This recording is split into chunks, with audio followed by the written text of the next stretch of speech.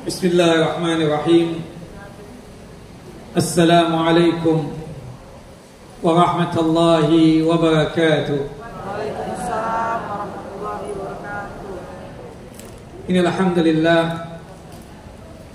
nahmaduhu wa nasta'inu wa nastaghfiruh wa na'udzu billahi min shururi anfusina wa min sayyiati a'malina.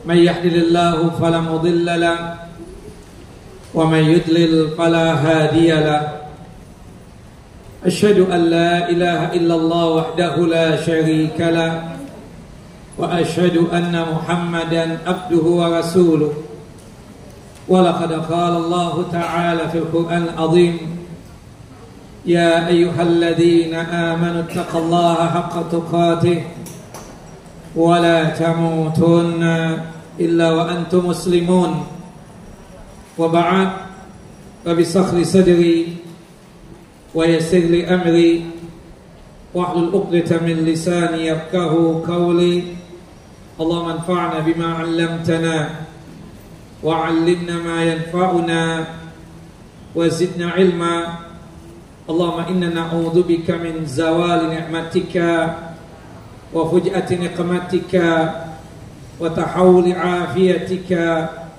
وجميع سخطك اللهم إنا نعوذ بك من جهد البلاء ودرك الشقاء وسوء القضاء والشماتة الأعداء اللهم إنا نعوذ بك من عذاب جهنم ومن عذاب القبر ومن فتنة المحيا والممات ومن شر فتنة المسيح الدجال. Ikhwani wa akhawati fid din, a'azani wa a'azakumullah. Bapak dan Ibu yang selalu dimuliakan oleh Allah Jalla wa Ala, Majlis Ta'lim At-Tahirah yang sedalam lindungan dan penjagaan Allah Jalla Jalal.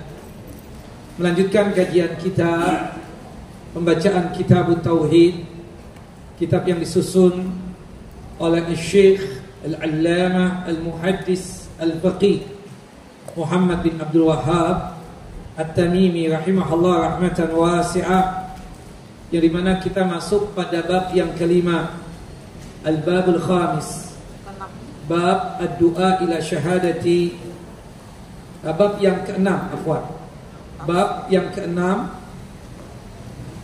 Nah, di dalam bab yang keenam ini berkaitan tentang masalah tafsir dari kalimat tauhid la ilaha illallah. Kita masuk kepada bab as-sadis, bab yang keenam, bab tafsir tauhid wa syahadati an la ilaha illallah. Bab yang menjelaskan tentang makna tauhid dan makna syahadat la ilaha illallah. Pada bab ini Syekh rahimahullah rahmatan wasi'ah itu membawakan 4 ayat dan 1 hadis Nabi SAW. Di 4 ayat tersebut, yang pertama surah Al-Isra, surah yang ke-17 ayat 57, kemudian surah Az-Zukhruf ayat 26 sampai 27, kemudian surah At-Taubah surah yang ke-9 ayat 31, dan surah Al-Baqarah surah yang kedua ayat 165, dan 1 hadis Nabi sallallahu alaihi wasallam. Pada bab yang keenam ini merupakan bab yang sangat luar biasa pentingnya, karena seluruh bab-bab sebelumnya dan setelahnya sejatinya dibangun di atas bab ini, di bab yang keenam ini. Pada bab yang pertama kita menjelaskan tentang hakikat tauhid itu apa. Bab yang kedua berkaitan dengan keutamaan tauhid. Salah satu keutamaan tauhid menggugurkan dosa-dosa. Bab yang ketiga, barang siapa yang memurnikan tauhid dan menjalankan tauhid dengan dia meninggalkan segala bentuk kesyirikan, segala hal-hal yang berkaitan dengan khurafat dan syirik, maka dimasukkan ke dalam jannah tanpa hisab. pada bab yang keempat kita berbicara tentang syirik atau dosa syirik, lawan daripada tauhid. Dan kita sudah kupas tuntas berkaitan dengan syirik tersebut, baik syirik besar ataupun syirik kecil. Pada bab yang kelima berkaitan tentang dakwah yang utama adalah dakwah tauhid. Nah, bab yang keenam ini tafsir, penjelasan tentang isi daripada kalimat tauhid. Ini bab yang sangat penting. Kenapa? Karena seluruh bab-bab dari kitab ini, baik sebelum daripada bab yang keenam ini atau setelah bab yang keenam ini, itu sejatinya dibangun di atas bab yang keenam ini. Penjelasan tentang masalah tauhid atau tafsir daripada kalimat tauhid la ilaha illallah. Pada kesempatan yang lalu kita sedikit menjelaskan tentang tafsir la ilaha illallah, yang di dalamnya itu ada dua rukun, dua pondasi. Kalau kita tidak sanggup untuk menjalankan itu, maka percumalah ucapan tauhid yang kita ucapkan dengan lisan kita. Percumalah ucapan la ilaha illallah yang kita ucapkan di setiap hari kita. Ya, masih ingat tidak ibu-ibu? Dua pondasi, dua rukun berkaitan dengan kalimat tauhid, yang itu termaktub di dalam surah Al-Had, surah yang ke-22 ayat 62, dan surah Luqman, surah yang ke-31 ayat 30. Masih ingat Bapak? Yang pertama Bapak, Al-Isbat, menetapkan Allah Jalla wa'ala sebagai zat satu-satunya yang pantas untuk disembah. Al-Isbat itu artinya apa, Bu? Menetapkan. Apa yang kita tetapkan? Allah Jalla wa'ala sebagai satu-satunya zat yang pantas untuk disembah. Jelas Bapak? Apa artinya isbat? Menetapkan Allah Jalla wa'ala satu-satunya zat yang pantas untuk disembah. Konsekuensinya kita menjalankan pondasi yang kedua dari kalimat tauhid la ilaha illallah. Apa itu? An-nafyu. An-nafyu itu meniadakan, menafikan, menghilangkan Tuhan-Tuhan selain Allah. Kita tahu realitanya manusia ini ada yang menyembah apa? Selain Allah Jalla wa'ala. Ada yang menyembah pohon, ada yang menyembah batu, ada yang menyembah rumah, ada yang menyembah malaikat, ada yang menyembah Rasulullah, ada yang menyembah kuburan. Nah, Tuhan-Tuhan yang disembah oleh mereka selain Allah itu tidak layak dan tidak pantas untuk disembah. Artinya, berhubung itu Tuhan tidak layak untuk disembah, harus diapakan? Harus dinafikan, harus ditiadakan, dan harus dihilangkan. Tuhan yang pantas untuk disembah, yang kita tetapkan sebagai Rabb kita dan Tuhan kita, yaitu siapa?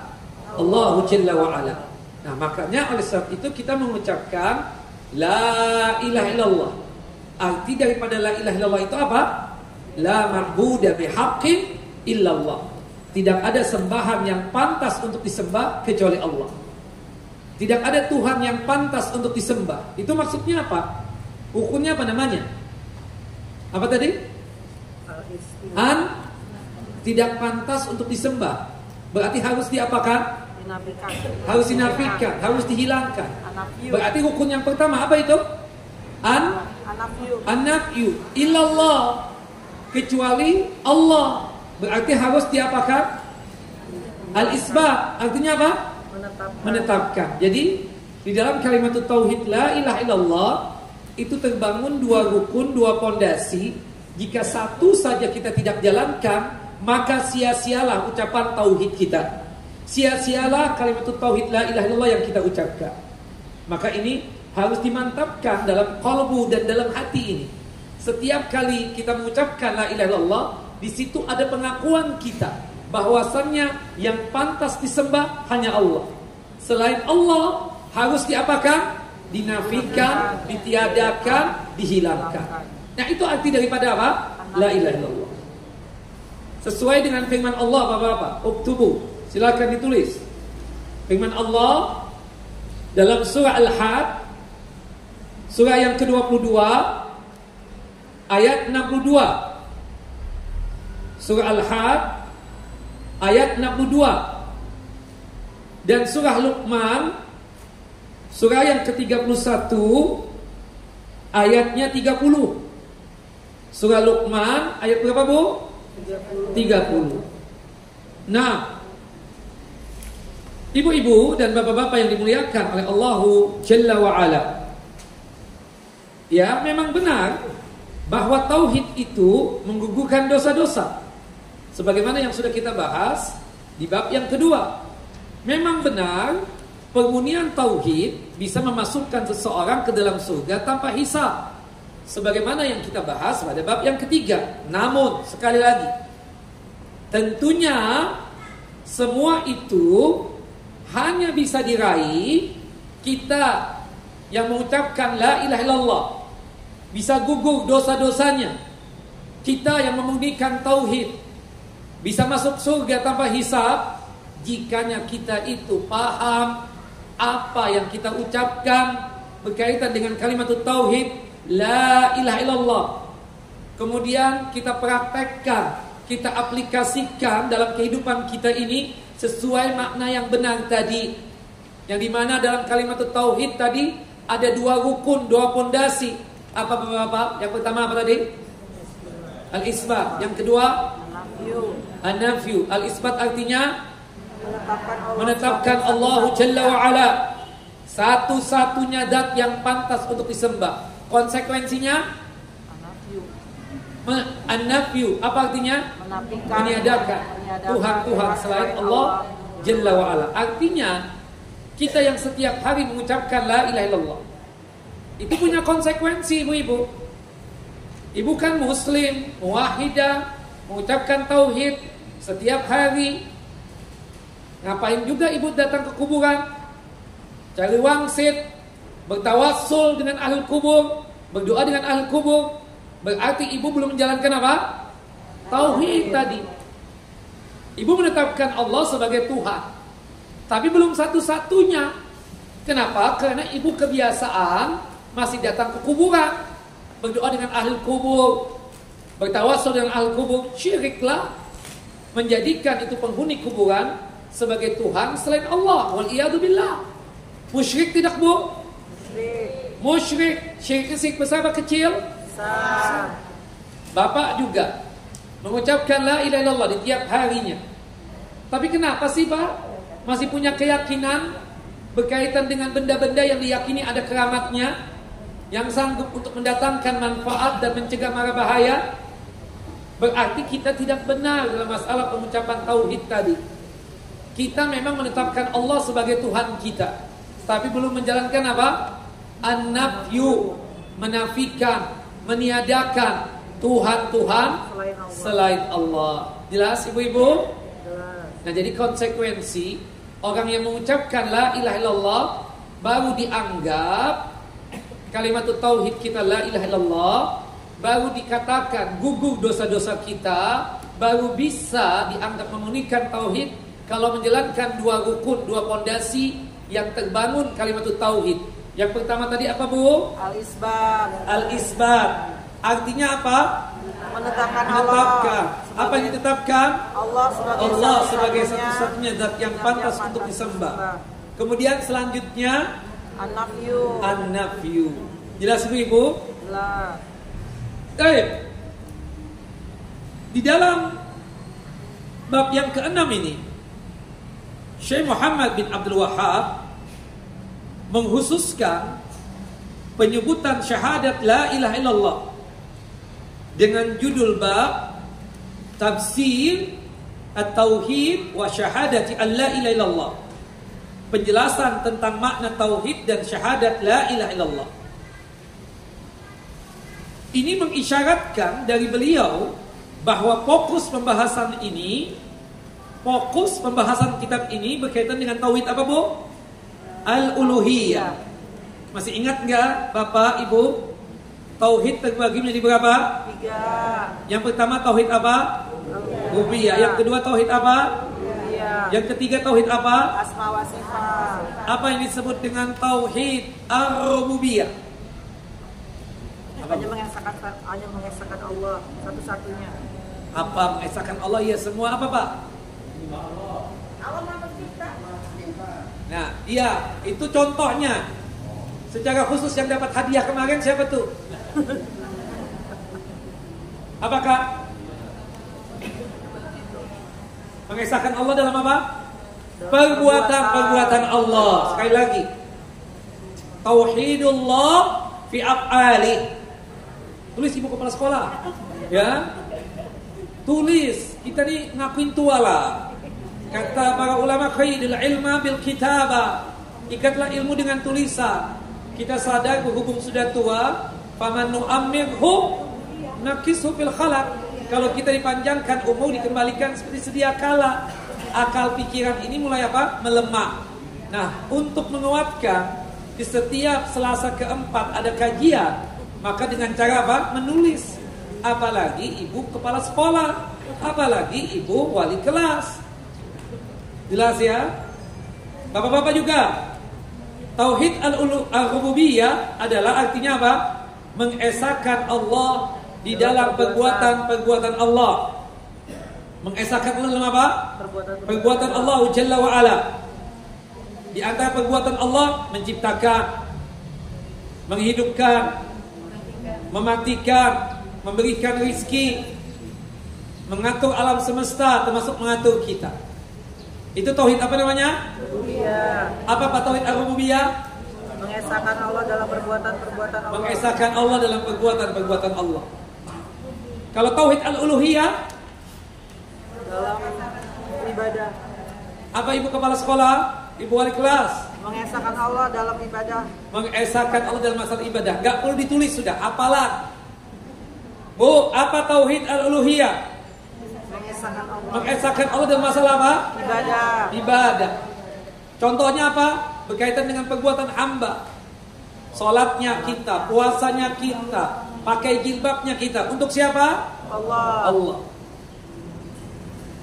Jadi tauhid uluhiyah mengesahkan Allah dalam masalah ibadah. Oke. Ibu-ibu dulu yang jawab. Kalau saya berdoa kepada Allah Jalla wa Ala, itu tauhid apa? Uluhiyah apa rububiyah? Rububiyah. Uluhiyah. Bapak, kalau saya misalnya berdoa kepada Allah, kemudian saya yakin Allah yang maha memberikan rizki, Allah yang memberikan nikmat, Allah yang memberikan keamanan, Allah yang mencegah saya dari mara bahaya. Tauhid apa itu Pak? Rububiyah. Rububiyah. Jadi kalau kita berdoa, di dalamnya itu ada 3 tauhid sekaligus. Rububiyahnya ada, uluhiyahnya ada, kemudian asma wa sifat ada. Tapi kalau berdoanya hamba itu namanya tauhid apa? Uluhiyah. Uluhiyah. Kalau yang berdoa yakin Allah yang memberikan rizki, itu tauhid apa? Rububiyah. Kalau si yang berdoa itu menyebutkan ya Razzaq, ya Mannan, Asma wa sifat. tauhid asma wa sifat. Jelas ya?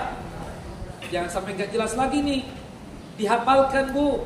Insyaallah. Pendek itu. Nah, apa Bu? Tauhid rububiyah? Tauhid rububiyah apa? Mengesahkan Allah Hah? dalam perbuatan. Mengesahkan perbuatan. Sampingnya, bestinya, Bu Zainab. Apa? Tauhid apa? Al-uluhiyah?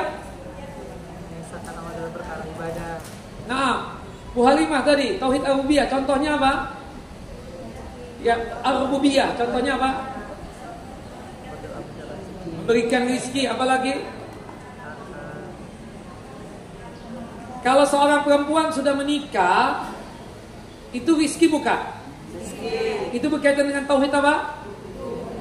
Rububiyah. Kalau suami diberikan keamanan di perbatasan, kita yakin, tenang papa, aman, Allah yang memberikan keamanan, minta sama Allah. Itu tauhid rububiyah apa uluhiyah? Rububiyah. Rububiyah. Tapi suaminya berdoa, tauhid apa namanya? Uluhiyah. Jelas. Jelas ya? Nah, Ibu jelas? Insyaallah. Ayo.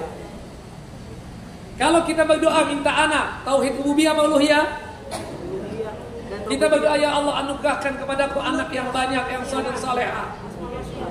Tauhid apa? Rububiyah apa uluhiyah? Apa Bu? Uluhiyah. Kita yakin Allah yang maha memberikan rezeki anak tersebut. Tauhid apa namanya? Rububiyah. Nah, la ilaha illallah itu tauhid apa? Rububiyah apa uluhiyah? La ilaha illallah itu tauhid uluhiyah apa rububiyah? Rububiyah. Uluhiyah. Uluhiyah. Tidak ada Tuhan yang pantas untuk disembah kecuali siapa? Allah. Jelas, Bu? Bu Khadijah apa tadi? La ilaha illallah tauhid apa Bu Khadijah? Uluhiyah. Nah, la ilaha illallah ini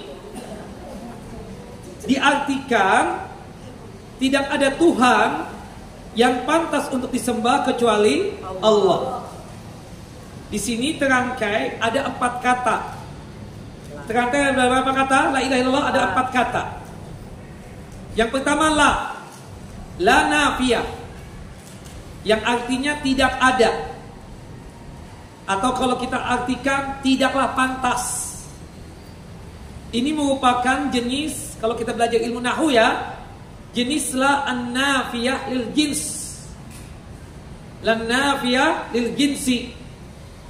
Fungsinya adalah menafikan, meniadakan seluruh jenis apa saja ditiadakan dari hal yang berkaitan dengan peribadahan. Artinya apapun jenis sembahannya, apapun macam ya berkaitan tentang ibadahnya atau peribadahannya, apapun jenis peribadatannya, apapun jenis Tuhannya, maka harus dinafikan kecuali Allah ya. Jelas? Kan kita tahu dalam kehidupan ini ada manusia yang menyembah selain Allah. Sedangkan kata yang kedua ilaha. Ilah artinya apa? Sembahan atau Tuhan. Ilah itu artinya malu. Maluhun sama dengannya. Malu itu artinya apa? Yang disembah. Wazan fi'il di sini jadi maf'ul, artinya malu. Kalau kita artikan la ilaha, artinya apa, Bu? Tidak ada sembahan yang pantas untuk disembah. Bukan tidak ada sembahan. Makanya arti la ilaha illallah yang kita waktu SD itu, tidak ada Tuhan kecuali Allah, salah enggak? Kenapa, Bu? Kenapa salah? Kenapa bertentangan dengan realita? Bertentangan dengan apa? Realita hidup. Dan kehidupan ini ada nggak Pak yang nyembah Tuhan selain Allah? Banyak. Makanya arti yang tepat la ilaha itu artinya tidak ada Tuhan yang pantas untuk disembah. Jelas? Kata yang ketiga illa. Illa ini al-istisna, pengecualian. Tidak ada Tuhan kan tadi? Tidak ada Tuhan yang pantas untuk disembah. Illa kecuali siapa? Allah. Ada 4 kata kan? La ilaha illa Allah. Jelas nggak, Bu? Jadi kali bagus arti la ilaha illallah artinya apa? Ayo Pak, Bapak dulu. Pak Junaidi ya. Tidak ada Tuhan Allah. Tidak ada Tuhan yang pantas untuk disembah kecuali Allah. Atau tidak ada sembahan yang pantas untuk disembah kecuali Allah. Naam, Bu Asma jelas? Bu Asma jelas? Bestinya Bu Khadijah jelas? Bu Hindun jelas? La ilaha illallah. Jelas ya? La ilaha illallah ini Allahu Akbar. La ilaha illallah itu berapa kali kita ucapkan dalam sehari? Berapa Pak? Banyak banget kan? Setelah sholat aja tuh. Saya nggak yakin ibu-ibu hafal zikir setelah sholat. Astaghfirullah, astaghfirullah, astaghfirullah. Allahumma antas salam wa minkas salam. Tabarakta ya dzal jalali wal ikram. La ilaha illallah wahdahu la syarika lah. Lahul mulku wa lahul hamdu wa huwa ala kulli syai'in qadir. Satu sudah. Tadi subuh itu ada penambahan yuhyi wa yumit. Yang dimana kita salam kaki kita nggak berubah dulu sampai kita membaca tahlil tadi 10 kali. La ilaha illallah wahdahu la syarikalah, lahul mulku wa lahul hamdu, yuhyi wa yumiit, wa huwa ala kulli syai'in qadir. Kita baca berapa? 10 kali. Belum lagi zikir pagi tadi. Kalau bisa 100 kali 100, kalau nggak sanggup 10, kalau nggak sanggup 1 kali. Saya yakin ibu memilih yang 1 kali. Tergantung waktunya, Ustaz. Tergantung waktu. Belum lagi kalau lagi galau Pak, lagi gelisah. Kita kan kadang ada gelisahnya, bukan begitu? Siapa yang tidak pernah gelisah? Siapa yang tidak pernah galau? Siapa yang tidak pernah bersedih? Makanya kita baca La ilaha illallah, La ilaha illallah. Atau yang lainnya, ya, Allah, Allah, Allah, Rabbi la usyriku bihi syai'a. Hilang penyakit galau ibu. Aman suami. Ada pikiran macam-macam. Jangan-jangan suami digoda oleh istri sendiri. Jangan-jangan suami buka pos baru. Jangan-jangan. Nah, itu baca itu la ilaha illallah. Baca juga Allah, Allah, Allah Rabbi la usyriku bihi syai'a. Apalagi masa tua seperti ibu sekarang ini, teman-teman banyak meninggal dunia. Subhanallah, kesumpakan itu ada enggak? Sumpah, nanti coba lihat, ibu umur 80 nanti. Atau 90. Besti-besti sudah pada meninggal dunia. Yang kita di rumah aja. Subhanallah Bapak, waktu zaman Covid kemarin, sumpah enggak? Di rumah aja kita. Hatta rumah kita bagus sebagus-bagusnya. Allahu Akbar. Hatta ada kajian online. Kurang keberkahannya kajian online, bukan begitu? Beda kalau kita datang. Subhanallah, keberkahannya banyak. Salah satu keberkahannya ada kue. Iya enggak? Ini kan keberkahan enggak? Subhanallah. Nah, jelas ibu-ibu? Ini pahami. La ilaha illallah. Artinya apa? Tidak ada Tuhan yang pantas. Tidak ada Tuhan yang pantas untuk disembah kecuali Allah Jalla wa Ala. Nah, para ulama mentakdirkan khabar la an-nafiyah lil jins dalam kalimatnya adalah bihaqqin. Di dalam kata la ilaha illallah itu ada sesuatu yang hilang, yang tersembunyi, bukan hilang, tersembunyi, yaitu bihaqqin. Bihaqqin itu artinya ya sesuatu yang pantas. Tidak ada Tuhan yang pantas untuk disembah kecuali siapa? Allah Jalla wa Ala. Maka oleh sebab itu membatasi penafsiran kalimat la ilaha illallah dengan makna tauhid ar-rububiyah saja salah. Ada sebagian sakte sesat itu mengartikan la ilaha illallah maksudnya la khaliqa illallah. Tidak ada pencipta kecuali Allah. Salah. Ini tauhid ar-rububiyah. Sedangkan la ilaha illallah artinya tauhid uluhiyah apa rububiyah? Uluhiyah apa rububiyah?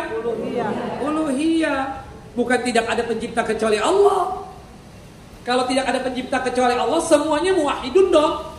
Hatta Nasrani, hatta Yahudi. Yahudi Tuhannya siapa? Allah. Orang kaum musyrikin dulu itu yakin tauhid rububiyah.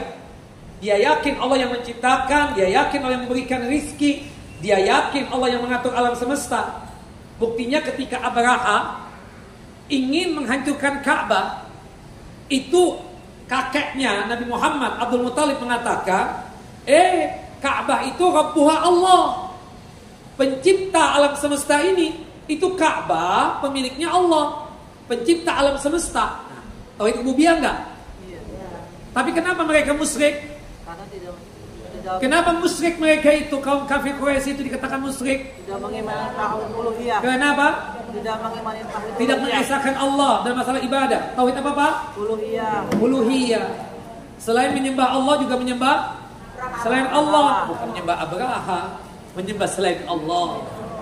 Abraha itu pasukan bergajah itu loh yang mau menghancurkan Ka'bah. Nah, ketika ditanya, ya, siapa yang menciptakan langit dan bumi? Mereka menjawab apa? Tauhid apa itu?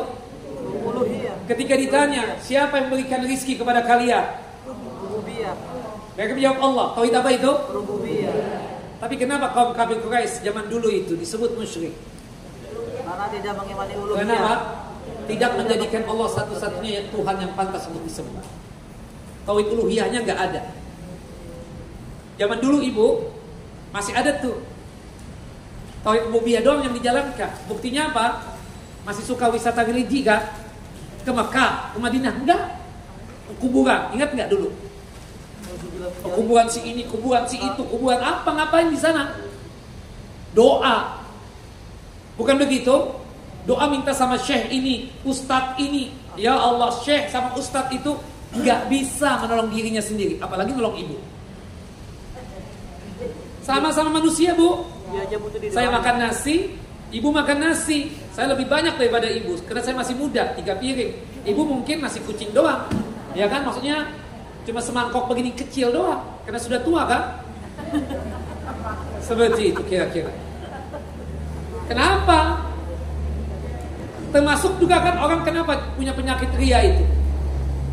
Dia ingin dibanggakan kan oleh makhluk itu.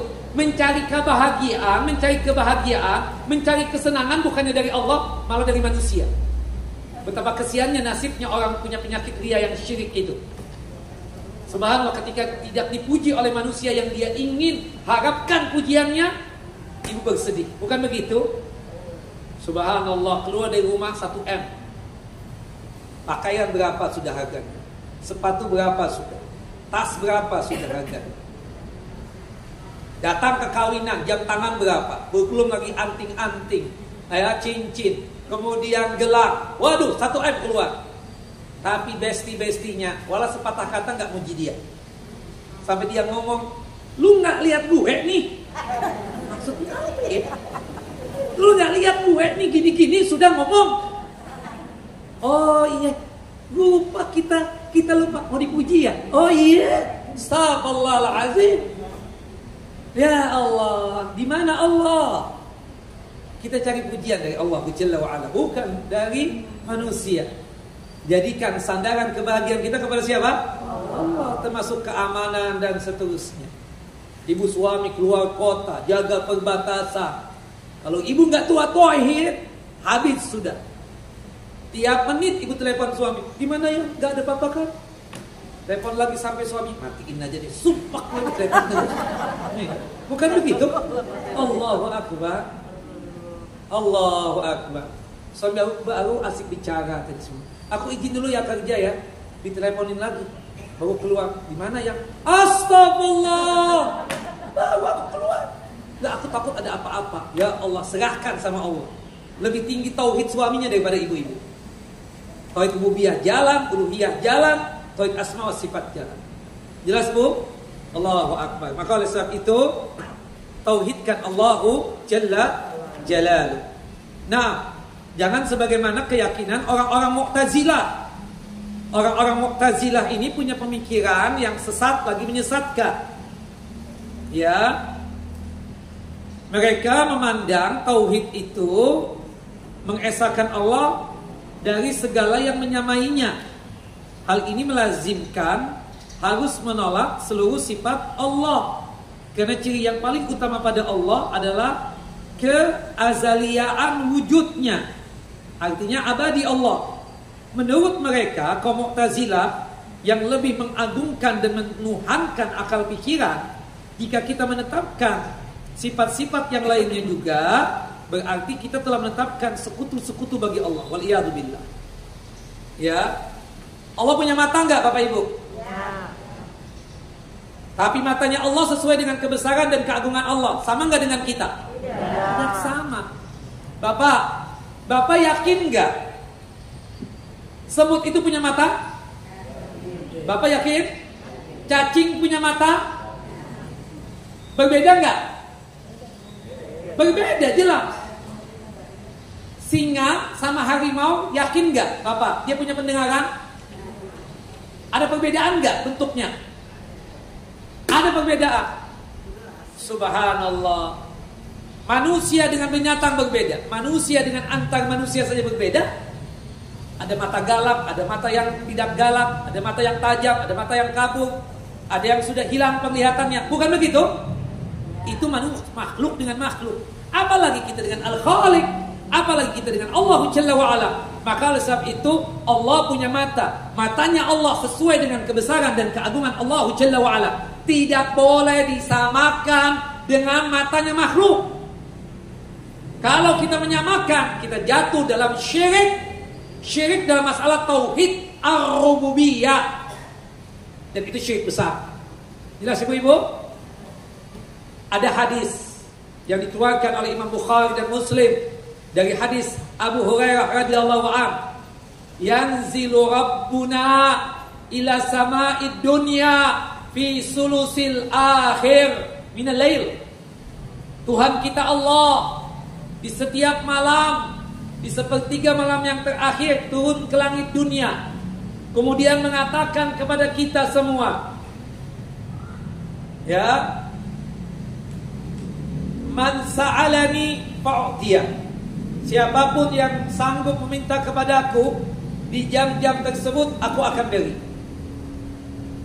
Wa man istaghfarani fa'ughfiralah. Siapapun yang meminta ampun di jam-jam pada saat Allah Jalla wa'ala turun ke langit dunia, aku akan berikan ampunan. Wa man da'ani fa'ujibah. Siapapun yang berdoa, aku ijabah. Kalau di Jakarta, di tempat kita, sepertiga waktu terakhir jam berapa? Jam 2 sampai menjelang subuh. Nah, bagaimana Ustaz turunnya Allah? Nah, pertanyaan. Apa jawabannya Pak tadi? Apa Pak? Turunnya Allah sesuai dengan kebesaran dan keagungan Allah. Bagaimananya kita nggak tahu, majhul. Ustaz, kata ente, Allah itu istiwa di atas aras. Kalau turun ke langit dunia, kosong dong arasnya. Ustaz, ente mau menyerupakan Allah dengan makhluk? Taubat antum, istighfar. Turunnya Allah ke langit dunia sesuai dengan kebesaran Allah. Istiwanya Allah di atas aras sesuai dengan kebesaran Allah Jalla wa'ala. Kalau antum ngomong seperti itu, berarti antum sama menyamakan Allah dengan kita, dengan makhluk. Saya tinggal di Pondok Kelapa, sekarang ada di Keramat Jati. Kosong dong tuh rumah. Itu kita manusia. Jangan disamakan dengan Allah Jalla wa'ala. Turunnya Allah ke langit dunia sesuai dengan kebesaran dan keagungan Allah Jalla Jalaluh. Jelas Bu? Ustaz, kata ente Allah turun ke langit dunia di sepertiga waktu terakhir.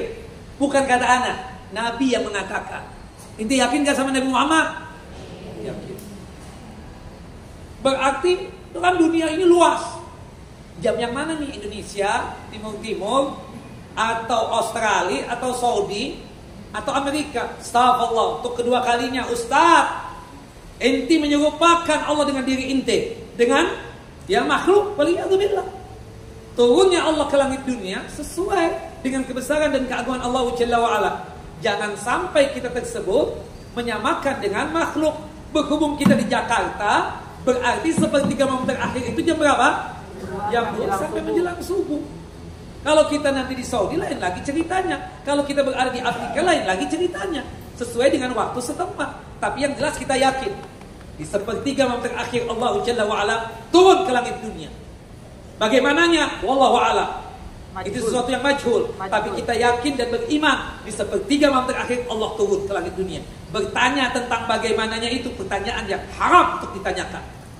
Jelas Bapak Ibu? Jelas tidak? Jelas. Masuknya bid'ah, Ustaz. Ya, begitu deh. Jelas Ibu-ibu? Oke. Nah, ini bantahan yang mengatakan bahwasannya Allah Jalla wa'ala, ya, bantahan kepada siapa? Mu'tazilah. Kemudian juga bantahan kepada Ahlul Kalam, termasuk dari kalangan Asy'ariyah.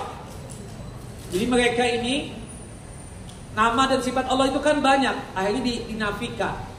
Tinggal tersisa 7. Dan Abu Hasan Al-Asy'arinya pun sudah bertaubat dari hal itu. Sebagaimana telah berlaku penjelasannya bahwa para ulama Al-Asy'ariyah membatasi penafsiran tauhid hanya pada makna rububiyah Allah dengan mengabaikan makna uluhiyahnya. Jadi la khaliqa illallah, kata mereka. Tidak ada pencipta kecuali Allah. Salah enggak? Kalau kita bilang begitu? Bapak salah enggak, Pak? Salah. Kenapa? Karena kalau misalnya kita bilang tidak ada pencipta kecuali Allah, manusia ini berarti enggak ada yang kafir. Yahudi sama dengan kita, Nasrani sama dengan kita, kaum kafir Quraisy sama dengan kita. Karena keyakinan mereka sama seperti itu. Tidak ada pencipta kecuali Allah. Yahudi itu punya tauhid ar-rububiyah. Yahudi nih yang ngebom Palestina itu punya keyakinan apa? Tauhid rububiyah. Rububiyahnya ada. Kalau ditanya apa? Tuhan siapa? Allah. Nasrani juga begitu kan? Kalau ditanya Tuhannya siapa? Allah. Diganti Allah, maksudnya Allah. Bukan begitu? Ada tauhid ar-rububiyahnya. Tapi mereka kenapa musyrik? Yahudi musyrik, kemudian Nasrani musyrik. Kenapa? Masalah uluhiyah. Tidak mengesahkan Allah Jalla wa Ala ya sebagai satu-satunya zat yang pantas untuk disembah. Karena orang Nasrani itu punya keyakinan terhadap Nabi Isa. Nabi Isa itu Tuhan itu sendiri. Nabi Isa itu anak Tuhan yang patut disembah. Nabi Isa itu Trinitas, bagian daripada Tuhan. Ya, satu dari tiga, tiga dari satu. Allahu Akbar. Musyrik. Jelas ya. Jadi ini bantahan kepada ahlul kalam yang mengartikan bahwasannya la ilaha illallah itu diartikan cuma sebatas makna rububiyah saja. Waliyadzubillah. Nah, ada juga keyakinan orang sufi ini, salah juga. Orang-orang sufi ini kebanyakannya membagi dalam masalah din ini terbagi menjadi berapa? Dua secara umum. Ada hakikat dan makrifat, ada syariat. Kalau kita, kata mereka masih syariat, makanya tetap wajib ibadah. Tapi kalau mereka sudah masuk kepada ya makrifat dan hakikat, jadi nggak perlu ibadah lagi. Karena Tuhan sudah menyatu. Nah, itu sama dengan keyakinan kaum Nasrani tadi. Ya, subhanallah. Nauzubillah min dzalik. Nah, kemudian mereka kaum sufi ini membagi tauhid menjadi tiga bagian. Kaum sufi ini membagi tauhid menjadi tiga bagian. Pertama, tauhid ammah, tauhidnya orang awam. Bayangkan. Jadi beda. Pertama, tauhidnya orang awam kata mereka. Tauhidnya orang awam itu mempersaksikan la ilaha illallah, berlandaskan risalah yang dibawa oleh para nabi. Tidak ada Tuhan yang pantas untuk disembah kecuali Allah. Itu tauhidnya orang awam. Ada yang kedua kata mereka, tauhidnya khassah. Tauhidnya orang yang khusus atau orang yang spesial. Tauhidnya orang yang spesial ini mereka berkeyakinan tauhid yang tak membutuhkan dalil. Ya salam. Bersih dari pertentangan batin dan logika, serta tidak membutuhkan sebab apapun. Ini menurut mereka keyakinannya orang yang khassah, orang yang khusus atau orang yang spesial. Keyakinannya orang siapa tadi? Sufi. Keyakinan yang seperti ini maksudnya apa? Maksudnya kalau kita sudah masuk ke khassah, orang yang spesial itu tidak membutuhkan dalil lagi. Bersih dari pertentangan batin, bersih dari pertentangan akal pikiran dan logika, serta tidak membutuhkan sebab apapun. Ini tauhidnya orang siapa? Orang sufi. Salah tentunya. Nah, yang ketiga kata mereka tauhid itu kan terbagi menjadi tiga. Tauhidnya orang awam, tauhidnya orang yang spesial.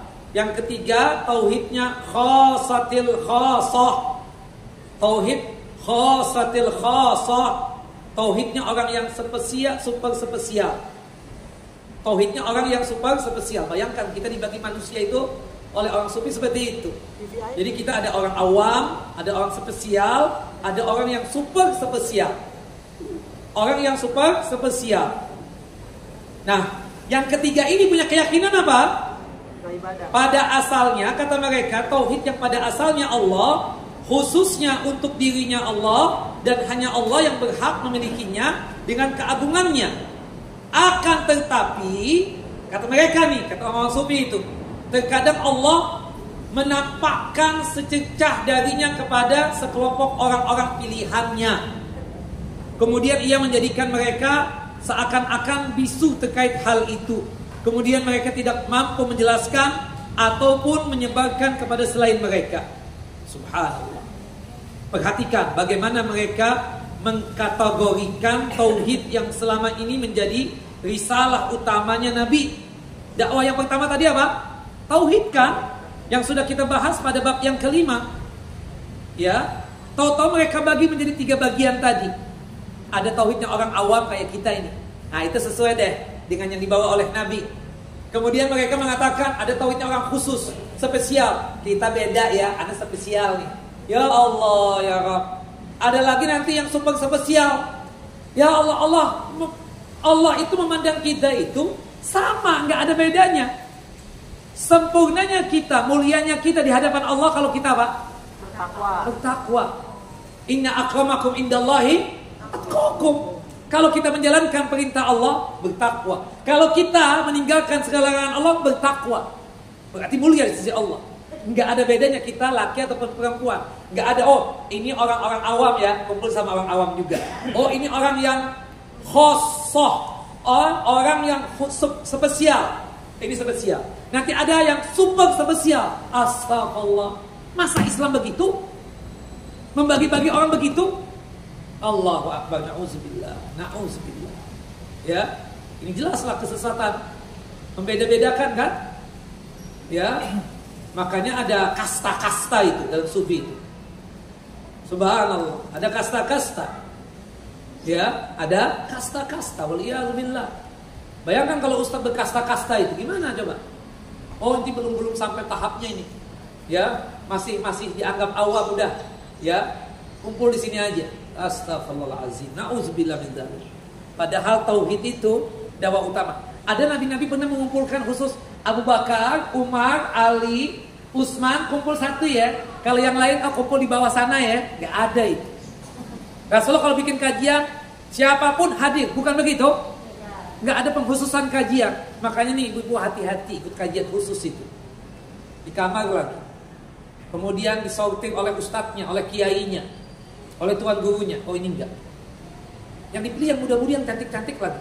Ibu-ibu atau hero enggak diajak. Karena tua-tua. Kajiannya di kamar. Khusus dikunci lagi. Mau apa pakai dikunci? Astagfirullah, pasti ada modus di situ. Ada pikiran yang bejat. Bukan begitu? Ibu lagi mau aja dipegang-pegang lagi. Gak apa-apa kalau kita berhubung saya sudah menyatu dengan Tuhan, berarti halal. Iya kan? Seperti keyakinannya Syekh Siti Jenar itu. Al-hulul, menyatu dengan Tuhan, al-ittihad. Kan seperti dulu ada juga. Ya, yaitu Ibnul Arabi namanya. Jadi ada 2 Ibnul Arabi. Ada yang pakai alif lam, Ibnul Arabi itu yang soleh. Yang pakai alif lam itu ahlus sunnah wal jamaah, sunni, aswaja, Ibnul Arabi. Tapi ada yang nggak pakai alif lam. Nah itu tuh Arabi yang sesat lagi menyesatkan. Iya, Ibnu Arabi. Yang pakai alif lam itu yang sunnah, yang ahlus sunnah wal jamaah, Ibnul Arabi pakai alif lam. Ya, tapi kalau yang nggak pakai alif lam itu yang sufi. Itu yang punya keyakinan al-ittihad, Allah menyatu dengan dirinya. Nah itu yang terjadi. Makanya kalau sudah ada kajian pakai bai'ah, kajian khusus di kamar khusus, memilih orang khusus, bapak ibu jangan ikut. Apalagi berbai'at dengan ustadznya. Kajian kita nih, ada nggak ustadznya yang menyuruh ibu berbai'at dengan dia? Kalau ada dan ibu panggil, saya hari ini juga mengundurkan diri. Saya nggak mau kumpul dengan orang sesat. Ya, subhanallah. Ya, kita bai'ati dengan presiden yang terpilih, ya kan? Seperti itu. Sam'an wa ta'atannya dengan presiden. Bukan begitu? Itu pemimpin kita. Ya, ketika presiden pemimpin kita memerintahkan kebaikan, siap laksanakan. Begitu dong. Bukan ustaz. Ustaz cuma pengajar. Ya, pengajar cuma menganyomi doang. Menyampaikan ayat dan hadis. Nah, kalau bayangkan kalau misalnya ada sakta seperti itu, ibu diklasifikasi, ya, jadi 3 kelompok tadi, awam, spesial, super spesial, tersinggung nggak? Pasti yang super spesial yang kaya-kaya aja nanti. Yang miskin-miskin awam aja deh, awam. Astagfirullahalazim, astagfirullahalazim. Dari mana itu ajaran? Nah, itulah ya. Itu pembagian mereka ya, seperti itu. Wallahu a'lam bissawab. Ketahuilah Bapak dan Ibu bahwa tauhid yang harus diyakini oleh setiap hamba adalah sama. Tuh. Ini poin yang paling penting. Insyaallah pesawat lewat. Ada apa hari ini? Bahwa tauhid yang harus diyakini oleh setiap hamba adalah sama. Tidak ada perbedaan antara kaya dengan miskin, antara orang yang dianggap punya kualitas ataupun tidak. Sama, yaitu di dalamnya ada persaksian kita kepada Allah Jalla wa'ala sebagai zat satu-satunya yang pantas untuk disembah. Jelas ya? Kalau sudah ada pembagian-pembagian begitu, ini awam, ini spesial, ini super spesial, tinggalkan itu kajian. Tinggalkan itu kajian. Dipastikan itu aliran sesat. Jelas Bapak Ibu? Yang keempat, sesat mereka dalam masalah tauhid. Mereka punya keyakinan, ini dari kalangan Sufiyah juga. Tapi ini dimasukkan kategori keempat, tauhid al-ittihadiyah atau wahdatul wujud. Penganut apa? Wahdatul wujud. Hakikat tauhid menurut mereka, menurut nih orang-orang yang punya keyakinan wahdatul wujud atau ittihad, meyakini bahwa apa yang terlihat seluruhnya adalah Tuhan. Allahu Akbar. Jadi lihat ibu Tuhan, ibu lihat saya Tuhan. Astagfirullahaladzim. Karena mereka menganggap Allah itu bersatu dengan makhluk. Waliyadzubillah. Walaupun bentuk wujudnya ada yang berbeda-beda, ada perempuan, ada laki. Namun itu hanyalah merupakan penampakan belaka kata mereka. Sedangkan hakikat semuanya wujudnya adalah satu dan azali, yaitu hakikat Tuhan. Nah ini keyakinan siapa tadi? Ibnul Arabi. Pakai alif lam apa enggak? Enggak. Yang sesat apa? Enggak pakai alif lam. Ibnu Arabi. Ibnu Arabi mengatakan begini. Fasubhana man adharal asya wa huwa ainuha.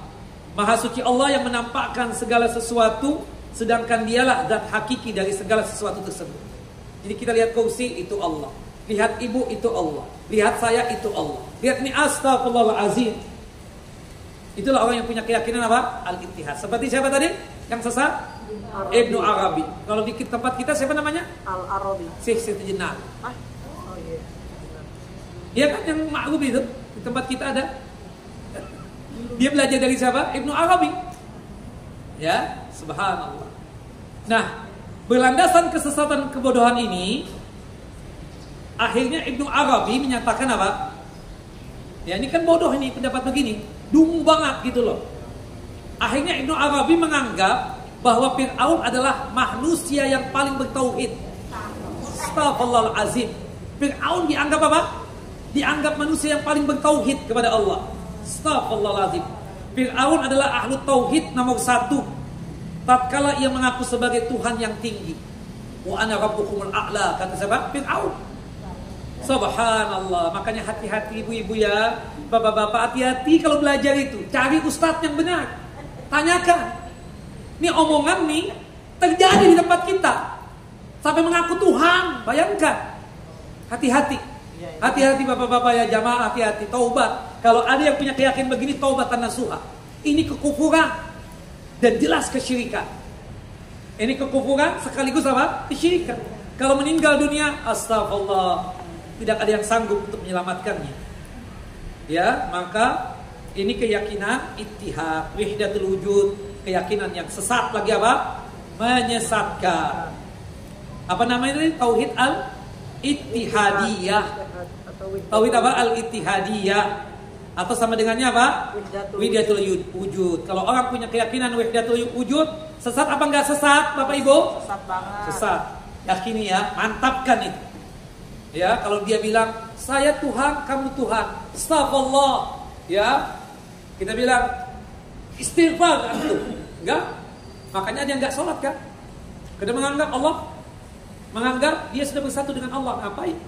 Ana nyembah diri ana sendiri, kata dia. Astagfirullahalazim, astagfirullahalazim. Katanya banyak istighfar membahas ini. Yang kelima ini, yang sesat juga, tauhid menurut para takfiri dan haraki. Nah, hati-hati juga ikut kajian nih. ISIS, ya, subhanallah, Wahabi. Wahabi itu aliran sesat, ibu. Jangan mau hentikan Wahabi. Enggak, Anda bukan Wahabi. Anda pengikut Rasulullah SAW. Wahabi itu sesat, lagi menyesatkan. Ya, itu mengikut siapa? Abdul Wahhab bin Abdurrahman, ya, Ar-Rustum. Itu ada pada akhir abad kedua Hijriyah. Akhir abad yang kedua Hijriyah. Ya, itu suka mengkafir-kafirkan orang. Ustaz-ustaz di sini ada nggak yang suka mengkafir-kafirkan orang? Benar nih. Ada nggak yang suka mengkafir-kafirkan orang? Nggak ada kan? Berarti benar. Tapi yang suka mengkafir-kafirkan orang, lekas-lekas ibu mundur dari kajian itu. Jelas ya? Dan ibu jangan sampai suka dibilang Wahabi. Enggak, saya enggak bukan Wahabi. Saya pengikut Nabi Muhammad SAW, Ahlus Sunnah wal Jamaah. Jelas ya? Subhanallah, ada ustaz yang keceplosan. Jadi orang kan dibilang tuh yang suka melarang orang ke kuburan, jangan syirik, oh tuh Wahabi. Enggak. Itu Ahlus Sunnah wal Jamaah. Itulah pengikut Nabi Muhammad SAW. Iya kan? Melarang ibu datang ke dukun, peramal, paranormal. Oh itu benar, ajaran Nabi. Oh tuh Wahabi tuh begitu tuh. Enggak, kita bukan Wahabi. Wahabi aliran sesat, lagi menyesatkan. Nah, Jama'atut Takfir suka mengkafir-kafirkan orang. Dan hati-hati ikut gerakan-gerakan tertentu. Nah, biasanya nih gerakan-gerakan tertentu itu ciri khasnya apa? Pakai bai'at. Pakai apa? Janji setia. Kalau sudah ada janji setia, keluar dari kajian itu. Jelas Bu? Ini masalah tauhid ini. Hati-hati, hati-hati betul. Hati-hati tanya sama Ustaz, kami mau manggil ini, Ustaznya benar enggak? Jangan Bu, dia Syiah. Jangan Bu, dia Haraki. Jangan Bu, dia Takfiri. Jangan Bu, dia ISIS. Jelas ya? Hati-hati. Allah. Salah satu ciri khasnya kita disuruh janji setia, bai'at. Disuruh nanti mudah mengkafirkan orang. Semua ya, orang-orang yang tidak berbaiat dengan dia dianggap kafir. Waliyadzubillah, waliyadzubillah. Hati-hati. Nah, menurut mereka tauhid itu apa? Menurut mereka tauhid itu tidak ada hakim kecuali Allah. Jadi yang ya tidak ada yang membuat hukum kecuali Allah. Ini salah. Ya, membuat hukum itu masuknya tauhid apa? Rububiyah apa uluhiyah? Membuat hukum. Apa tadi tauhid ar-rububiyah ibu-ibu? Mengesahkan Allah dalam masalah perbuatan Allah. Salah satu perbuatan Allah apa? Menciptakan dan seterusnya. Termasuk apa? Membuat hukum. Jadi kalau membuat hukum itu tauhid apa? Rububiyah. Tapi kalau misalnya ada juga yang membagi tauhid al-mutaba'ah. Mutaba'ah, kita sholat sebagaimana tuntunan Nabi. Itu masuknya tauhid apa? Rububiyah apa uluhiyah? Uluhiyah. Kita sholat sebagaimana tuntunan Nabi, uluhiyah. Kita puasa sebagaimana Nabi, uluhiyah. Jelas ya? Ini hati-hati, hati-hati betul. Jangan sampai salah ikut kajian. Ya, hati-hati. Nah, ini na'udzubillahnya mereka itu. Nah, taib. Itu contohnya ya. Ya, gerakan-gerakan haraki itu banyak. Di Indonesia juga banyak. Ya, hati-hati. Takfiri, suka mengkafir-kafirkan orang. Hati-hati.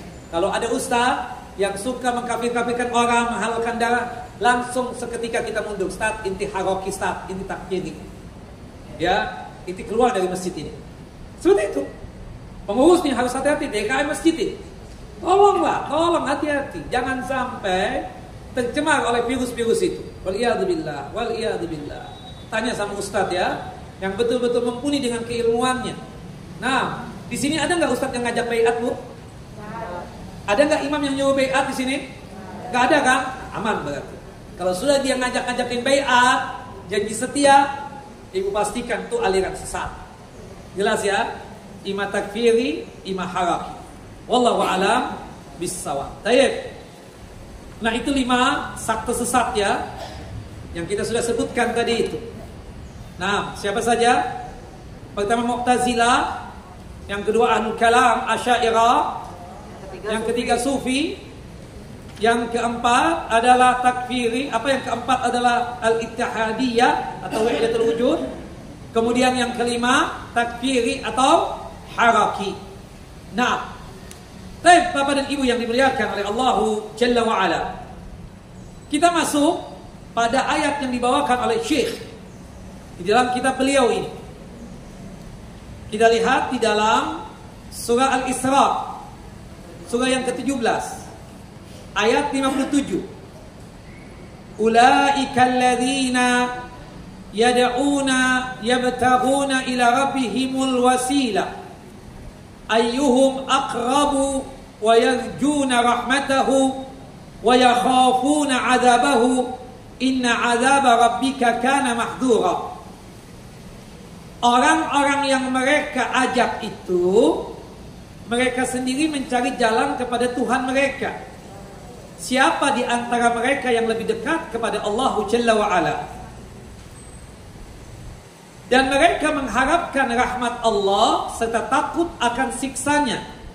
Sesungguhnya siksa Tuhanmu adalah sesuatu yang harus ditakuti. Al-Isra ayat 57. Kenapa Syekh meletakkan ayat ini? Apa sisi pendalilannya? Sisi pendalilan dari ayat ini adalah ternyata mereka yang disembah selain Allah merupakan hamba-hamba Allah yang soleh. Dan sifat-sifat hamba yang soleh tersebut, mereka saling berlomba-lomba mencari wasilah untuk dekat kepada Allah. Dan mereka hanya berharap dan takutnya kepada Allah. Ini menunjukkan bahwa mereka adalah hamba yang beribadah dan bertauhid kepada Allah, dan tidak menyembah kepada selain Allah. Dan inilah tafsir tauhid. Kan ada enggak yang menyembah malaikat? Ada. Malaikat makhluk suci enggak? Malaikat pantas enggak disembah? Tidak pantas. Malaikat itu sangat mendekatkan diri dengan Tuhan. Makhluk yang paling dekat dengan Allah siapa? Malaikat. Ya. La ya'sunallaha wa yaf'aluna ma yu'marun. Sifatnya malaikat itu tidak pernah bermaksiat kepada Allah dan selalu melaksanakan perintah Allah Jalla Jalaluhu. Malaikat tidak ridha kalau ada di antara manusia ini yang menyembah dirinya.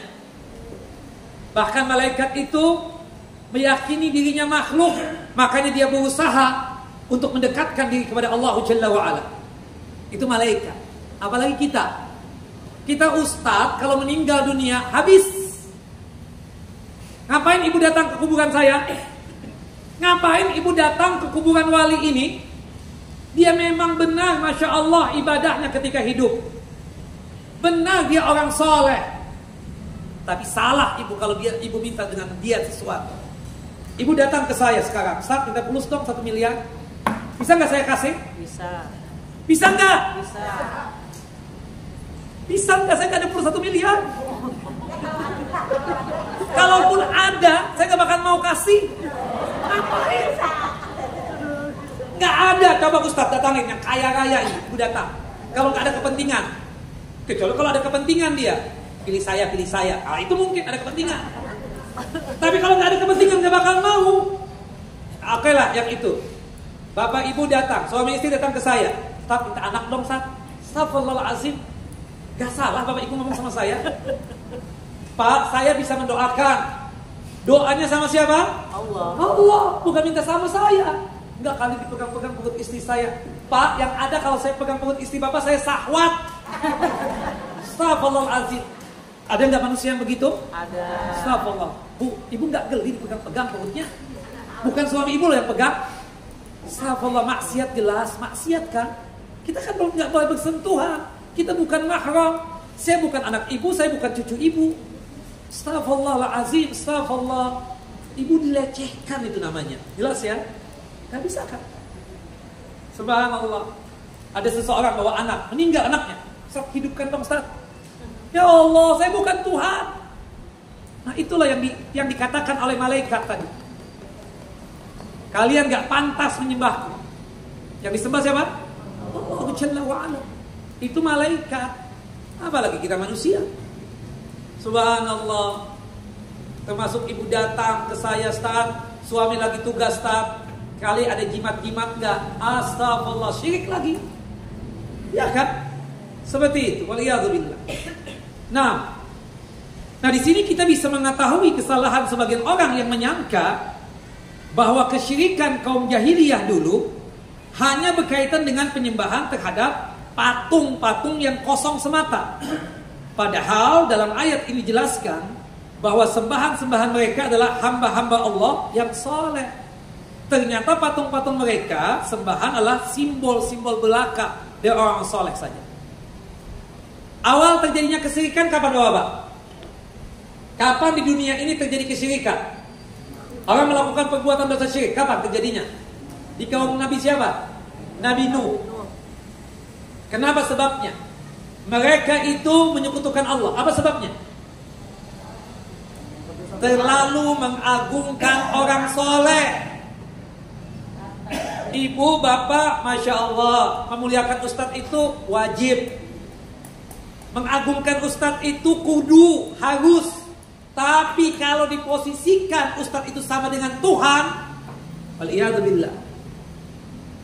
Ibu ngapain juga ngebutin ya cangkir saya, gelas saya, mau ngambil berkah ustadz. Bu, ibu nggak dapat berkah dari saya. Yang ada di cangkir cuma bau jigong doang. Astagfirullahaladzim. Nah itu yang terjadi dengan Nabi Nuh, kaum Nabi Nuh alaihissalam. Kan ada 5 patung besar itu. Lata, Wat, Su'a, Yagus, Ya'uq dan Nasr. Ya, wala tadhunna alihatakum wala tadhunna Wat, Su'a, Yagus, Ya'uq dan Nasr. Ini 5 orang soleh tadi. Meninggal dunia, setan datang menggoda mereka. Oh ini nggak ada kenang-kenangan, ayo dong kita bikin prestasi atau kita bikin patung berhala, sekedar kita mengingatkan bahwasanya kita ini jadi soleh begini nggak sebab mereka. Akhirnya diusulkanlah bikin patung berwujud wajah-wajah siapa? Wat, Su'a, Yagus, Ya'uq dan Nasr. Wat, ya, Wat Dun. Nama 5 orang soleh ini siapa? Wat, Su'a, Yagus, Ya'uq dan Nasr. Ini 5 orang soleh. Meninggal dunia dibuat berhala, mewujudkan wajah Wat, Yagus, Ya'uq dan Nasr. Awalnya nggak ada penyembahan apa-apa. Generasi kedua juga begitu, generasi ketiga juga begitu. Masuk generasi keempat, mulai tunduk-tunduk. Masuk generasi kelima, mulai ruku dan sujud, kesyirikan terjadi. Oh ini yang disembah oleh Tuhan, oleh orang-orang tua kami. Oh ini yang disembah oleh nenek moyang kami. Itu yang terjadi. Astagfirullah. Gak perlu ya, kalau saya meninggal dunia buat patung saya ngapain? Mau disembah? Astagfirullah. Ini si Azhar nih gaganya saya bertauhid begini. Enggak ada.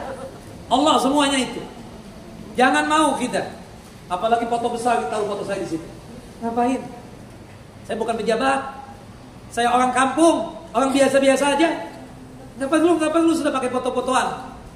Takut kita. Apa nanti yang dihadapkan di hadapan Allah Jalla wa'ala? Apa yang akan dipertanggungjawabkan di hadapan Allah Jalla wa'ala? Ya, kelihatannya kan enak, diagungkan, dimuliakan, makanan enak, minuman enak, kendaraan enak, tapi kenikmatan sementara dunia. Habis itu kita na'udzubillah punya responsibility, punya pertanggungjawaban di hadapan Allah Jalla wa'ala. Nah, jadi ini mengingatkan sekali lagi, yang disembah siapa? Allah. Tolong ya, wisata-wisata zaman dulu itu wisata apa kata ibu? Religi. Kekuburan ini, kekuburan itu. Bagusnya wisata religi itu kemana? Ke Mekah, ke Madinah, umroh, haji. Itu wisata religi. Ya, Aqsa, Masjidil Aqsa misalnya. Itu bukan kuburan. Waliyadzubillah. Jelas ya? Minta sama Allah, yakin sama Allah Jalla wa'ala. Baik ibu-ibu, ada pertanyaan? Termasuk ayat surah Az-Zuhruf ayat 26 dan 27. Allah Jalla wa'ala berfirman, wa idza qala Ibrahimu li abihi wa qaumihi innani bara'un mimma ta'budun illa alladhi fatarani fa innahu sayahdin. Dan ingatlah ketika Ibrahim berkata kepada bapaknya dan kaumnya, sesungguhnya aku telah membebaskan diriku dari apa yang kalian sembah kecuali Allah, zat yang telah menciptakan aku, karena hanya Allah yang akan menunjukkan aku ke jalan yang benar. Kita lihat ayat ini menjelaskan makna la ilaha illallah yang sebenarnya. yaitu mengesahkan Allah dalam segala bentuk peribadatan serta berlepas diri dari segala bentuk kesyirikan. Jadi seseorang yang mengaku bertauhid namun pada kenyataannya ia masih menampakkan loyalitasnya kepada para pelaku kesyirikan, maka tauhidnya belumlah sempurna. Bahkan bisa jadi loyalitasnya kepada mereka dapat menggugurkan tauhid yang dia akui. Subhanallah, di hadapan kita dia menyekutukan Allah, kita cengangas-cengenges, ya Allahu Akbar, gak ada rasa gak suka. Dia menyembah selain Allah Jalla wa'ala. Seharusnya ketika kita melihat ada orang yang menyembah selain Allah Jalla wa'ala, ya sudah, kita katakan, jangan kita ya mendukung dia, gak boleh. Makanya kalau kita misalnya berkaitan dengan perayaan apapun yang kita ucapkan apa? Lakum dinukum waliyadin. Bagi kalian agama kalian, bagi kita agama kita. Bagi kalian kesyirikan kalian, bagi kita ketauhidan kita kepada Allah Jalla wa'ala. Ayat ini juga menunjukkan bahwa ternyata selain menyembah berhala-berhala, kaum Nabi Ibrahim itu menyembah apa? Benda-benda di langit. Sekali lagi saya tegaskan, Nabi Ibrahim itu dari lahir tidak pernah menyembah selain Allah. Dari terlahir Nabi Ibrahim itu sudah Islam, sudah menyembah Allah, tidak pernah menyekutukan Allah. Adapun perkataan Nabi Ibrahim melihat bintang, oh ini Tuhanku, itu dalam rangka untuk apa? Jidal, sedang berdebat dengan kaumnya, karena pada saat itu kaumnya itu menyembah apa? Benda-benda yang ada di langit. Ketika datang pagi, masa Tuhan hilang? Nah, itu maksudnya apa? Supaya akal pikiran kaumnya itu jadi waras lagi, jadi sehat lagi. Besok malamnya debat lagi, lihat bulan, oh ini kali Tuhan ya lebih besar dari kemarin. Ketika datang pagi, gak mungkin Tuhan hilang. Datang waktu duha, matahari terbit, ya kan besar. Oh ini Tuhan nih, lebih besar daripada bintang dan bulan. Ketika datang malam hari, hilang juga. Gak mungkin ini Tuhan. Tuhanku adalah Allah, Tuhan kalian adalah Allah. Nah, jadi Nabi Ibrahim itu tidak pernah menyembah selain Allah. Dari lahir sudah apa? Bertauhid. Mukmin, sudah bertauhid kepada Allah Jalla wa'ala. Sebagaimana yang kita jelaskan pada kesempatan yang lalu. Ya, terakhir Bapak dan Ibu yang dimuliakan oleh Allah Jalla wa'ala, satu yang paling penting. Ini sebagai wujud untuk menjalankan tauhid. Kalau ibu sudah menjalankan isbat dan an-nafyu tadi, isbat artinya apa? Menetapkan Allah sebagai menetapkan Allah Jalla wa'ala satu-satunya zat yang pantas untuk disembah. Konsekuensinya apa? Nafyu. Menafikan, meniadakan, menghilangkan Tuhan-Tuhan selain Allah. Meninggal dunia, Allah haramkan neraka untuk kita. Kata Nabi kita Muhammad SAW di dalam hadis yang sahih, man qala la ilaha illallah wa kafara bima yu'badu min dunillah haruma maluhu wa damuhu wa hisabuhu ala Allah.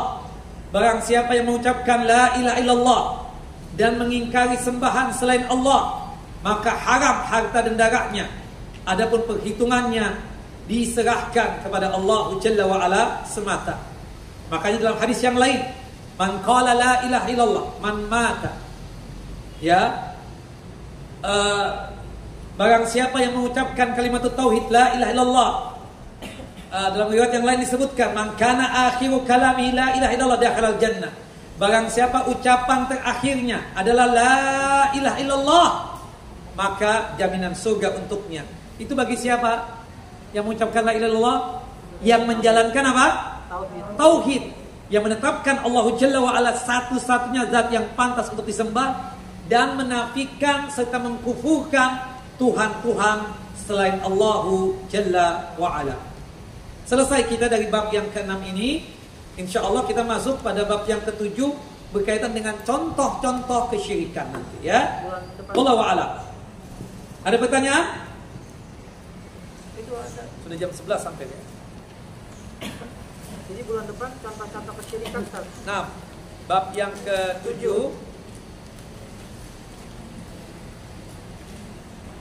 termasuk syirik memakai gelang, benang dan sejenisnya untuk menghilangkan atau menangkal bencana. Nah, bayangkan jimat-jimat supaya jangan, supaya kebal, jangan ditembak nggak apa-apa. Aduh, musyrik yang begitu. Ya, sudah serahkan sama Allah, jangan pakai jimat-jimat lagi ya. Nauzubillah min dzalik. Itu nanti bab yang ke-7 kita bahas. Untuk bulan depan ya, Ustaz. Nah, ini berkaitan dengan macam-macam kesyirikan. Contoh-contoh Nanti kesyirikan. secara khusus ya, contoh-contoh ini kita jelaskan. Salah satunya pakai jimat-jimat itu. Entah gelang, entah cincin atau kalung dan sejenis. Allahu a'lam.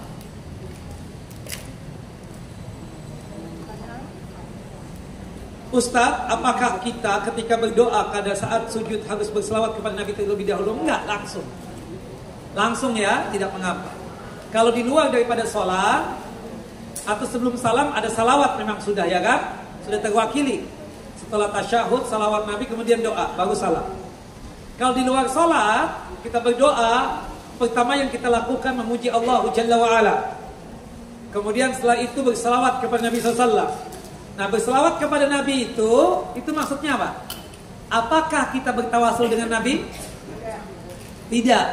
Tapi apa maksudnya itu? Kalau tawasul dengan Nabi itu berarti syirik kan?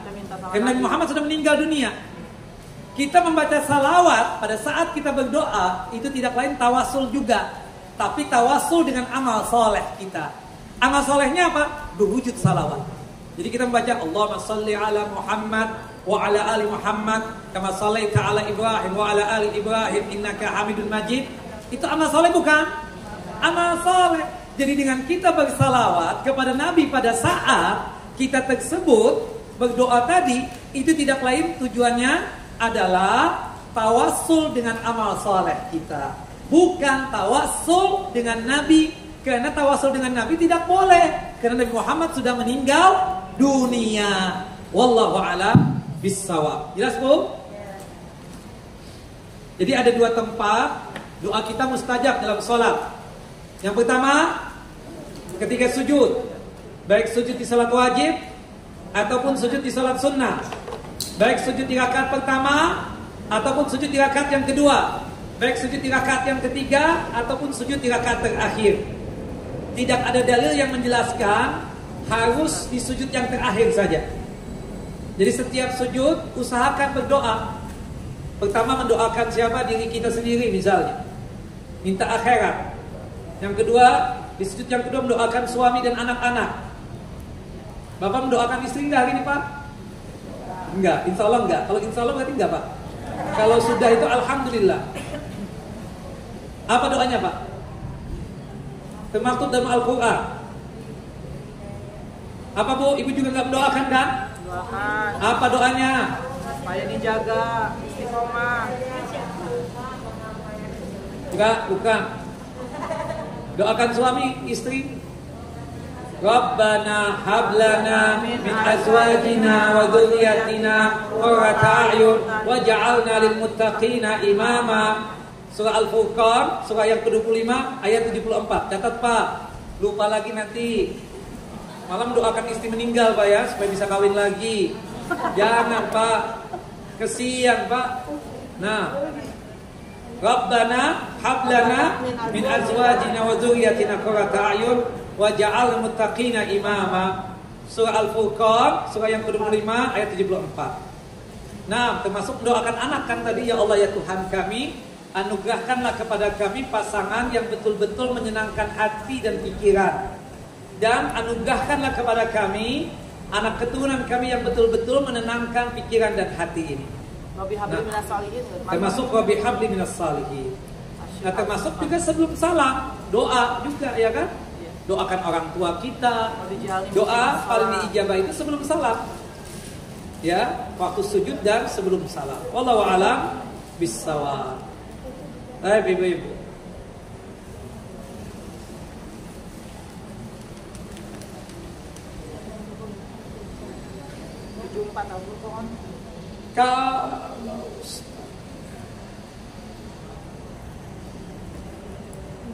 Kalau orang ke Madinah, ngapain kalau bukan ziarah ke makam Rasulullah dan sahabat beliau? Bukankah itu menyembah juga? Enggak lah. Ziarah. Kita datang ke Madinah, tujuan kita bukan ke makam Rasul. Tapi kebetulan kita ke Madinah, ke Raudhah, kita lewati kan kuburan Nabi dan Abu Bakar dan Umar. Tujuannya untuk apa? Ziarah. Untuk salam. Iya kan? Salam. Tapi salah kalau bapak dan ibu niatan dari Indonesia, niatan ke kuburan Nabi. Salah. niatan kita datang ke Madinah untuk sholat di mana? Masjid Nabawi. Karena pahalanya besar. Ya, bukan saya mengharamkan nih. Kalau Ustaz mengharamkan ke Makkah, gimana kalau ke Madinah? Itu kan ada kuburan Nabi. Ngapain kita ke Madinah kalau nggak ke kuburan Nabi?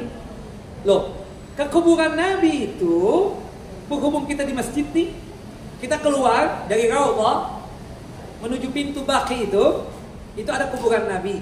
Kita mengucapkan apa? Salam. Kita doa di situ, minta sama Rasulullah? Enggak. Kalau kita minta sama Rasulullah, musyrik kita. Melewati kuburan sahabat Nabi SAW, Abu Bakar As-Siddiq, kita mengucapkan salam juga. Salam. Melewati kuburan siapa? Umar bin Khattab, mengucapkan salam. Gak ada kita doa, ya Rasulullah, aku belum kawin ya Rasulullah, berikan jodoh. Musyrik. Ya Rasulullah, rumahku belum laku-laku di daerah sini, tolong dong, ya anugerahkan, ya ini. Gak boleh, syirik. Minta sama siapa? Allah. Termasuk disunahkan ke pemakaman Baqi untuk mendoakan. Yes, mendoakan. Kita ke Uhud, ke syuhada Uhud, mendoakan. Ya, kita boleh ke kuburan dengan dua catatan. Pertama, mengingat mati. Yang kedua adalah menyolatkan jenazah yang belum kita sholatkan. Tapi kalau sudah ada embel-embel minta ini, minta itu, bertawassul dengan ini, ya kan? Nah, itu musyrik lah. Dan syirik apa? Syirik besar. Bapak, ibu, tolong sekali lagi jangan minta sama makhluk. Minta sama siapa? Allah. Makhluk nggak bisa apa-apa.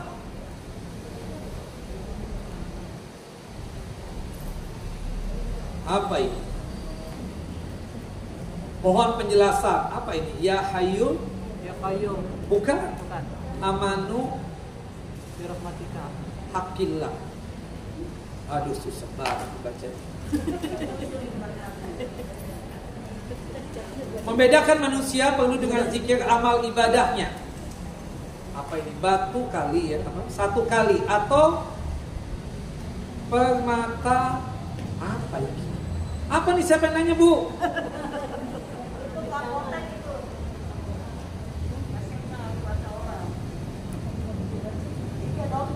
Hah? Kenapa? Urusan dokter. Ini kayaknya gak setuju gitu omongan saya tadi, masalah apa? Membedakan manusia perlu dengan zikir amal ibadahnya. Satu kali saja atau pertama atau permata. Ini memang Ustadz, tapi Bapak Ustadz menyamakan semua manusia apa? Allah pun membedakan dengan tawassulnya. Gak paham, gak jelas. Karena gak jelas begini ya, kita gak bacakan deh. Ini maksudnya mungkin gak tahu. Saya menafsirkan itu, ini Ustadz kayak menyamakan manusia dengan ini, dianggap ini. Enggak, kita kan menjelaskan bahwasannya itu menistakan Allah Jalla wa'ala. Ya, minta kepada Ustadz ini, minta kepada Ustadz itu, syirik enggak? Datang ke kuburannya, minta berdoa lagi, syirik. Minta sama Allah, minta keamanan kepada Allah, minta apapun yang berkaitan dengan masalah rezeki kepada Allah, bukan kepada makhluk. Wallahu a'lam bishawab.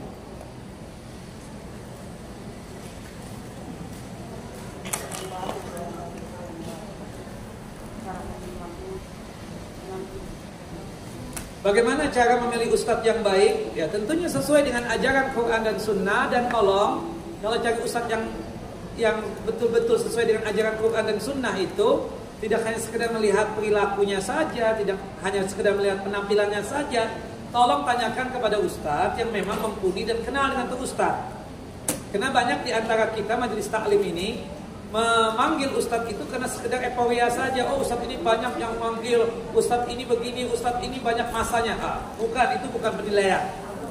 Ya, jadi kita lihat ini yang disampaikan itu apa. Kadang disampaikan ngajak syirik. Ya, kadang ya yang disampaikan ngajak kita maksiat. Waliyadzubillah.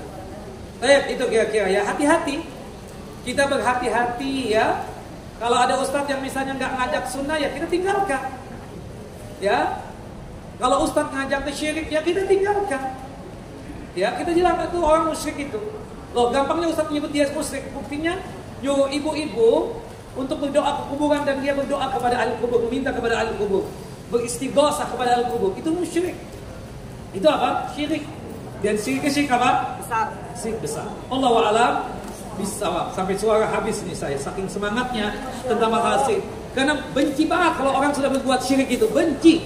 Kita harus benci kalau ada orang yang berbuat apa? Syirik seperti itu. Na'udzubillah min dzalik. Sekali lagi, tauhid la ilaha illallah artinya apa, Bu? Tidak ada Tuhan yang pantas untuk disembah kecuali Allah. Di dalamnya itu ada dua rukun, dua pondasi. Kalau kita menjalankan baru dianggap benar ucapan tauhid kita. Yang pertama apa? Al-isbat. Al-isbat itu artinya apa, Bu?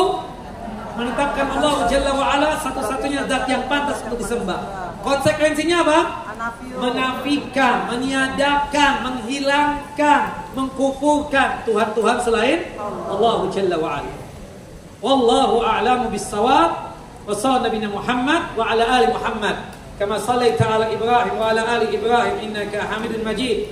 Allahumma barik ala Muhammad wa ala ali Muhammad kama barakta ala Ibrahim wa ala ali Ibrahim innaka Hamidun Majid. Kita tutup kajian kita dengan masing-masing kita baca doa kafaratul majlis. Subhanakallah wa bihamdika asyhadu an la ilaha illa anta astaghfiruka wa atubu ilaik. Wassalamualaikum warahmatullahi wabarakatuh.